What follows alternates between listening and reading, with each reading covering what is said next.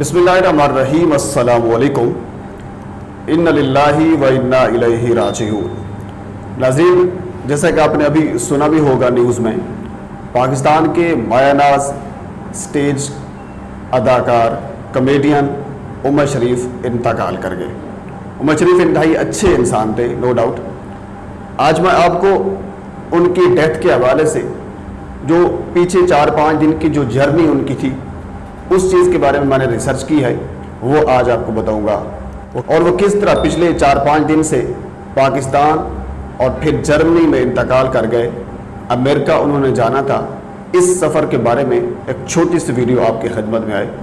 हुजूर वाला, अब जानते हैं उमर शरीफ पाकिस्तान के एक निजी चैनल पर एज अ एंकर के तौर पर भी काम करते रहे, यानी प्रोग्राम होस्ट के तौर पर। कॉमेडियन प्रोग्राम था, ज़ाहिर सी बात है वो खुद कॉमेडियन थे। उस प्रोग्राम को वो होस्ट भी करते, सेलिब्रिटी बुलाते। तो उस शो के साथ, या यूँ कह लीजिए उस चैनल के साथ, एक निजी चैनल है जिसका नाम मैं आपको नहीं बता रहा, चलो मैं दूसरी स्क्रीन पर उसका नाम जो है वो दिखा देता हूँ। तो उस चैनल के साथ उसकी वाबस्तगी थी। ज़ाहिर सी बात है, जब बंदा किसी इदारे में काम करता हो तो उस इदारे के साथ उसका एक लगाव हो जाता है।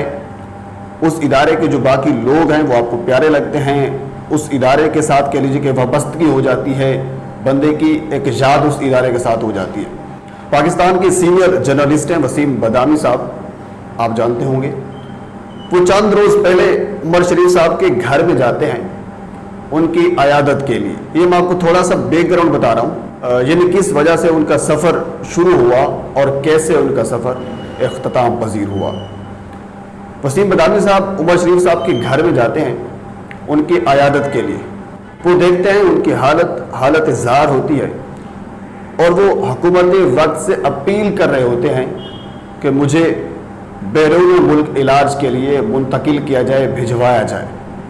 तो वसीम बदामी साहब उनके दोस्त थे, इकट्ठे काम भी कर चुके हैं। तो बदामी साहब जब वापस आते हैं तो वापस आकर अपने चैनल पर उसकी एक मुहिम चलाते हैं, जो कि बहुत अच्छी बात है, बिल्कुल चलानी भी चाहिए थी।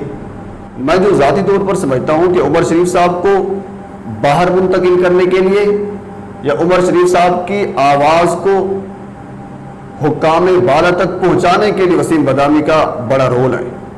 तो जब वो आयादत करके वापस आते हैं, वो एक मुहिम चलाते हैं कि पाकिस्तान की गवर्नमेंट को चाहिए, इन्हें एक न्यूज़ चलाते हैं। ज़ाहिर सी बात है उनका असर व रसूख है, उनकी एक्सेस है, एक सीनियर जर्नलिस्ट हैं, उसकी बात को सुना जाता है, उनकी बात को माना जाता है, उनके ट्वीट को पढ़ा जाता है। तो उन्होंने एक किस्म की मुहिम चलाई जो कि बहुत अच्छी बात थी, मुझे ज़ाती तौर पर बड़ी पसंद आई कि उमर शरीफ साहब को बाहर मुंतकिल कर देना चाहिए हुकूमत की तरफ से, गवर्नमेंट की तरफ से। तो गवर्नमेंट के कानून तक ये बात पहुँची तो उन्होंने इस चीज़ की हामी भर ली। उमर शरीफ साहब का जो इलाज है वो अमेरिका में होना था, तो अमेरिका में इलाज की हामी भर ली गवर्नमेंट ने। फिलिपाइन से कराची जनाह एयरपोर्ट्स पर एयर एम्बुलेंस आती है, एक दिन पहले की बात है। वहाँ डॉक्टर एक निजी अस्पताल में उमर शरीफ साहब एडमिट होते हैं। डॉक्टर उनका मुआयना करते हैं। मुआयना करने के बाद डॉक्टर हजरात ये कहते हैं कि उमर शरीफ साहब इस हालत में हैं कि ये सफ़र कर सकते हैं। यानी उनकी हालत बिल्कुल, ज़ाहिर सी बात है हालत ख़राब तो उनकी थी, लेकिन इतनी हालत उनकी ख़राब नहीं थी कि वो सफ़र ही ना कर सकते हो। तो जो निजी अस्पताल में वो मुंतकिल थे, डॉक्टर्स ने उनको इजाज़त दी कि आप ये सफ़र अमेरिका के लिए कर सकते हैं। और इसके अलावा जो ज़ाहिर सी बात है सफ़र करने से पहले कुछ टेस्ट होते हैं, ब्लड प्रेशर का होगा, कोरोना का होगा, वो टेस्ट उनके किए जाए। और डायलिसिस का के लिए उनके होना था और उनको वो भी चेक किया गया, क्योंकि एयर एम्बुलेंस में डायलिसिस की सहूलत मौजूद नहीं थी। तो फिर उस मरीज़ को, जो मेरी रिसर्च के मुताबिक, फिर उस मरीज़ को इंजेक्शन लगाए जाते हैं ताकि मुतलका हॉस्पिटल तक पहुँचने तक इनको इंजेक्शन जो है वो काम करते रहें। एक मेडिकल तरीका कार होता है, उसके ज़रिए तो डॉक्टर हजरात मज़ीद बेहतर जानते होंगे। तो बहरहाल उमर शरीफ साहब को यानी फिलिपाइन से एयर एम्बुलेंस कराची जनाह एयरपोर्ट्स पर आई। डॉक्टर्स ने उनको इजाज़त दी कि ठीक है अब उमर शरीफ साहब जो हैं वो जा सकते हैं। तो एयर एम्बुलेंस कराची से अमेरिका की उड़ान भरती है। जर्मनी में हाउल था, यानी एक स्टे था जिसे हम अपनी ज़बान में कह सकते हैं। وہاں سٹے کرتی ہے. وہاں یعنی عمر شریف صاحب کی حالت جو تھی، جو میری ریسرچ کے مطابق ان کی حالت بگڑ چکی تھی، یعنی وہ اس حالت میں نہیں تھے، کریٹیکل صورتحال تب آ چکی تھی.